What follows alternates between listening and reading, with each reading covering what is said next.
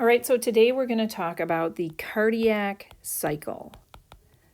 So the cardiac cycle is the period between the start of one heartbeat to the start of the beginning of the next contraction cycle. So it's the start of one heartbeat to the start of the next heartbeat. And two terms you need to know. One is systole. Systole is the period in which the chamber pushes blood into another chamber or into an arterial trunk. So this basically is when the chambers are contracting.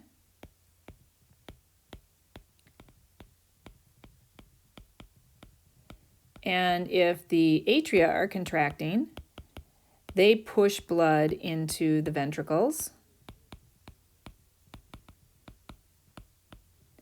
And when the ventricles are contracting, they are going to push blood into the major blood vessels. So into the aorta or the pulmonary trunk.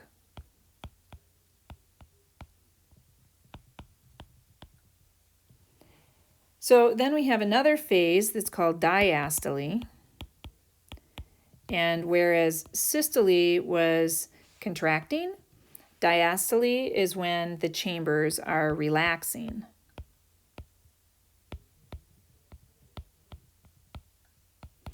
So as soon as they are relaxing, then blood can flow into them and they can fill. So during diastole, the chambers fill with blood.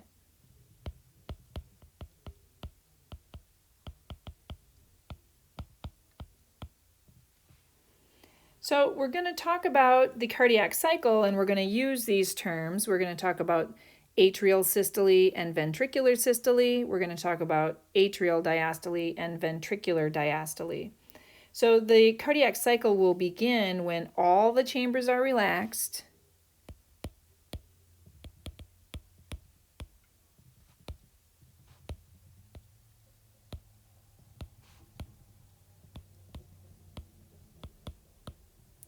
And the ventricles are partially filled with blood.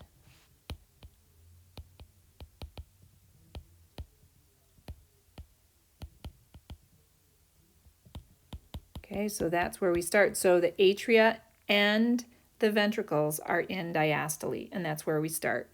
So let's look at another page here. So we start with, they're all relaxed, so all chambers are relaxed. All chambers are in diastole.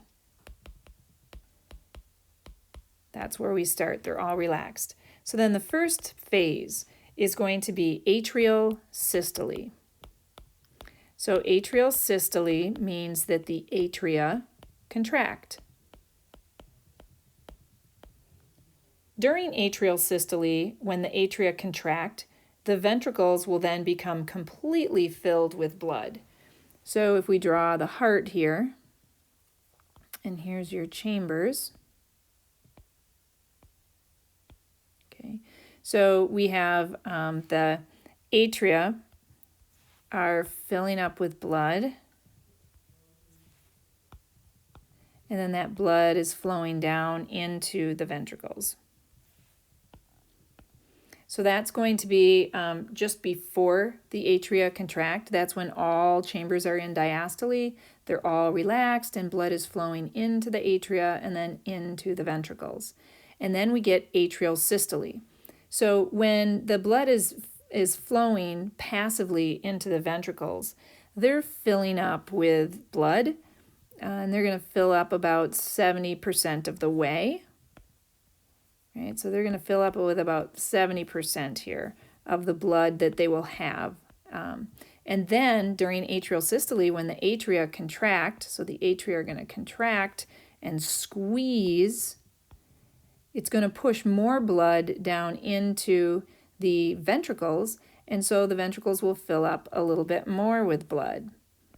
And now that's an additional 30%, and so now the ventricles are 100% filled with how much blood they're going to have before they contract. So that's what happens during atrial systole. As atrial systole ends, then the atria will relax and go into atrial diastole, and ventricular systole will then begin. So our next phase we'll call ventricular systole. And at the same time, we have atrial diastole. So they're never going to contract at the same time. The atria will contract and then the ventricles, and then the atria, and then the ventricles. They never contract at the same time. You're not going to have the atria contracting and the ventricles contracting at the same time, because the whole purpose is to try to push blood in one direction. So we need the atria to contract first, and then we need the ventricles to contract.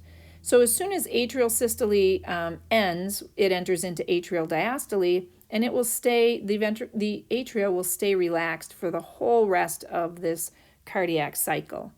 Now we get ventricular systole. So the ventricles start to contract, and they start to squeeze. So when they're contracting, there's pressure on those ventricles, and the ventricles start to squeeze, and the pressures in the ventricles then rise above the pressure in the atria. The atria are now relaxed, and the ventricles are now contracted. And so the pressure in the ventricle is higher, so you have a higher pressure in the ventricle and a lower pressure in the atria during ventricular systole. So the pressure will cause these valves here to slam shut. Now those valves are known as your AV valves, or what I've been saying is to memorize those as the tricuspid valves on the right and the mitral valve or the bicuspid valve on the left. So they slam shut. They're going to shut because of the pressure that occurs during ventricular systole. That pressure pushes those cusps back up and they close off, and now blood can't go back into the atria. So that's the whole purpose of it. Now, later on in systole, the contraction is going to be so much stronger that the semilunar valves will open up, and blood will go out of the left ventricle into the aorta, and it'll be pushed out of the right ventricle into the pulmonary trunk. So remember, there were these valves, those semilunar valves, that are closed during rest, but when the pressure is high enough in the ventricle, it'll force those valves open, and blood will be pushed out of the ventricle into the aorta and into the pulmonary trunk. So that's a longer process. The ventricles are squeezing. There's kind of two phases. In the first phase, we see the tricuspid and bicuspid valves close, and in the second phase, we see the semilunar valves, the aortic valve and the pulmonary valve, open. The next phase then is ventricular diastole. So now the ventricles are done contracting. Now they're going to go into relaxation mode. And when ventricular diastole begins, the pressures inside the ventricles start to decline rapidly. And so the pressures start to decreased pressure, and what that's going to do is it will cause the semilunar valves to close again. And so now these valves, there's less pressure in the ventricles, and there's actually more pressure in the aorta and the pulmonary trunk. And so on this, the blood kind of rebounds backwards a little bit towards the ventricles, and that's going to push against those semilunar valves, and it's going to close those semilunar valves just from that blood kind of rebounding backwards towards the ventricle. The way that those valves are designed, they will shut if the blood pushes back against them. So as soon as the pressure in the ventricles decreases, that's what happens. The semilunar valves close.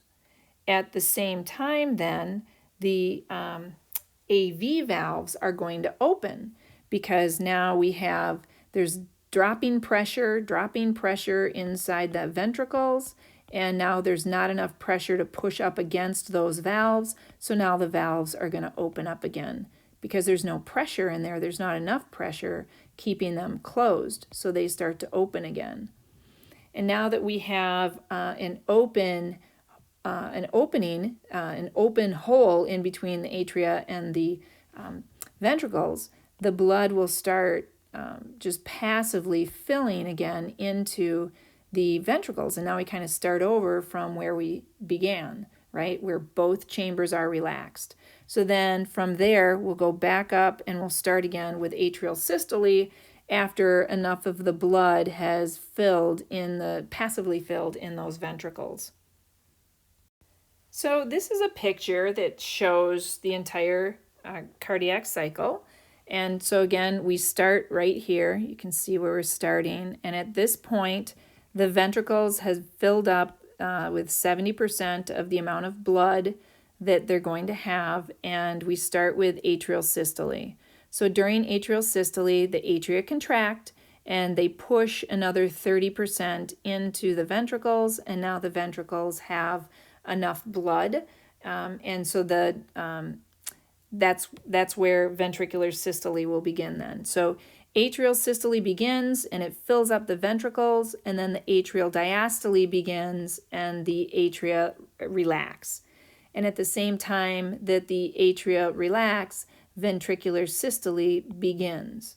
And in the first phase of ventricular systole, those AV valves close because the pressure in the ventricles is building as the ventricles are contracting. And then in the second phase of ventricular systole, the openings into the aorta and into the pulmonary trunk, those valves there, they open. And so those valves are called the semilunar valves. It's the aortic valve, which is right here, and it is the pulmonary valve, which is right here, and they open up and allow blood to be ejected into those major blood vessels. Then the ventricle is going to relax. And as the ventricle relaxes, it causes those semilunar valves to close. So the pulmonary valve and the aortic valve close. And that's in the first phase. And then in the second phase of ventricular diastole, which is the late phase, there's so much relaxation of the ventricle that the AV valves can then open up. The tricuspid and the bicuspid valves can open up again. And now we have 4 chambers relaxed where blood is just draining into the atria and then passively draining into the ventricles, and the ventricles are passively filling up until we get to that point where they are 70% filled with blood, and then we start all over again with atrial systole. All right, so we're going to learn a lot more about that cardiac cycle once we get to advanced A&P, but that's where we're going to end that for now. I do want to talk a little bit about cardiodynamics. So this is a little bit of the physiology. So cardiodynamics refers to the movements and forces generated during cardiac contractions. So one term that you need to know is called cardiac output, or CO is how we usually abbreviate it. And that's the amount of blood pumped by each ventricle in 1 minute. Amount pumped by each ventricle in 1 minute. Okay. So to look at that, the equation to figure out a cardiac output is to look at the stroke volume and the heart rate.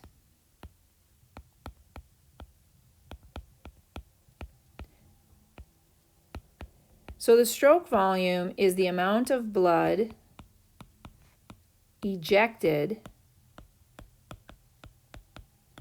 in 1 beat. And the heart rate is how many beats per minute.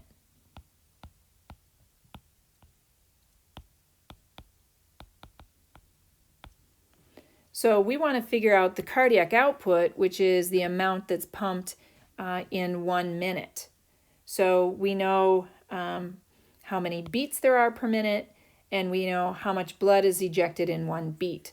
So our cardiac output then will be our stroke volume, the amount of blood ejected in 1 beat, and multiply that by the heart rate, how many beats there are in 1 minute. So for example, if you wanted to have an example of this, the average stroke volume is normally around 70 mils. So that's how much blood is ejected in one heartbeat. And then if your heart rate on average was 70 beats per minute, that would mean that your cardiac output was 4,900 milliliters per minute. And if we wanted to convert that to liters, then we just move the decimal point, and that is 4.9 liters per minute. So that would be the cardiac output. So a normal adult has a cardiac output of around 4.7 liters, which is 5 quarts of blood per minute.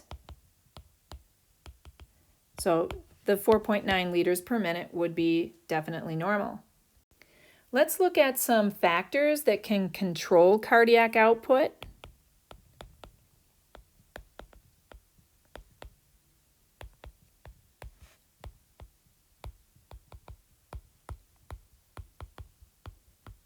Okay, so there's basically two different things. We have the autonomic nervous system, and then we have hormones.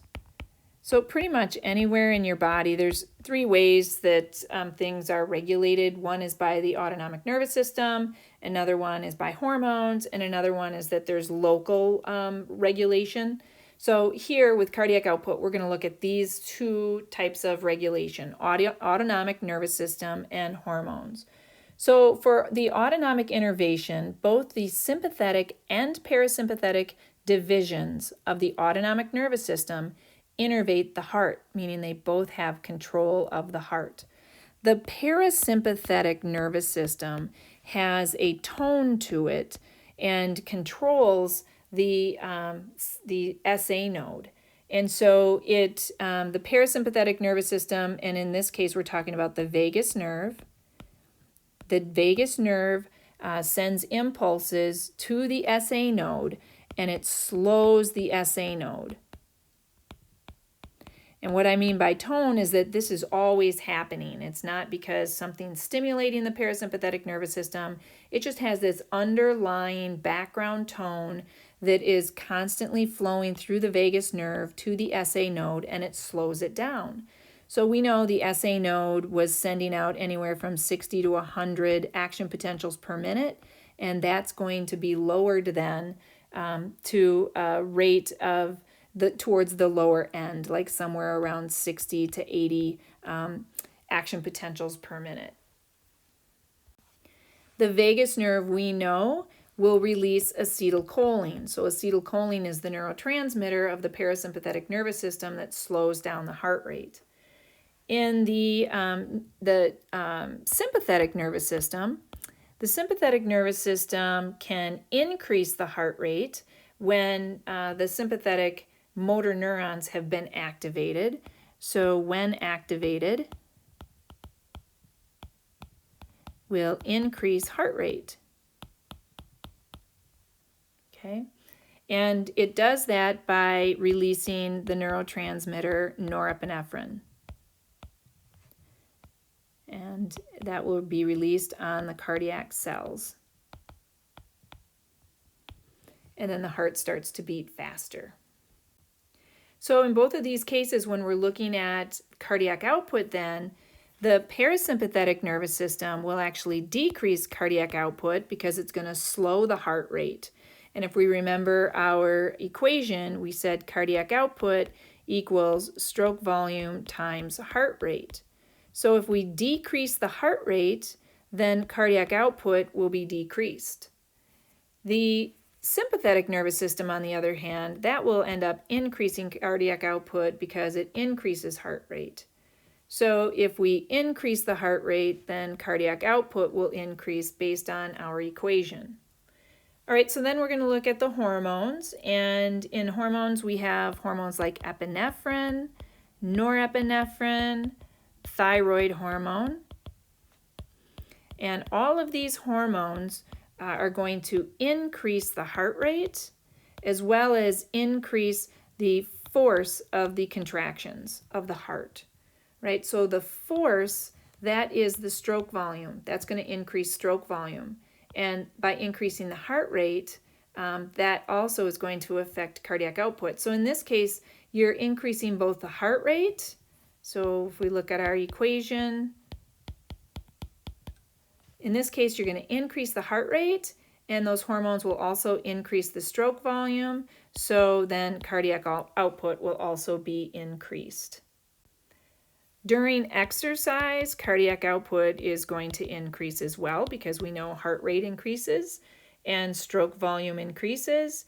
And cardiac output with exercise can increase up to 18 to 30 liters per minute in healthy individuals. Okay, 18 to 30 liters per minute. And what we had said on the other page was that a normal would be around 4.9 liters per minute. So it is increasing, or 5 liters per minute. So it's increasing 3 to 6 times greater than normal with exercise. Okay, so this ends our talk on the cardiac cycle as well as cardiodynamics. And so we will try to do a little work on this the next time we meet.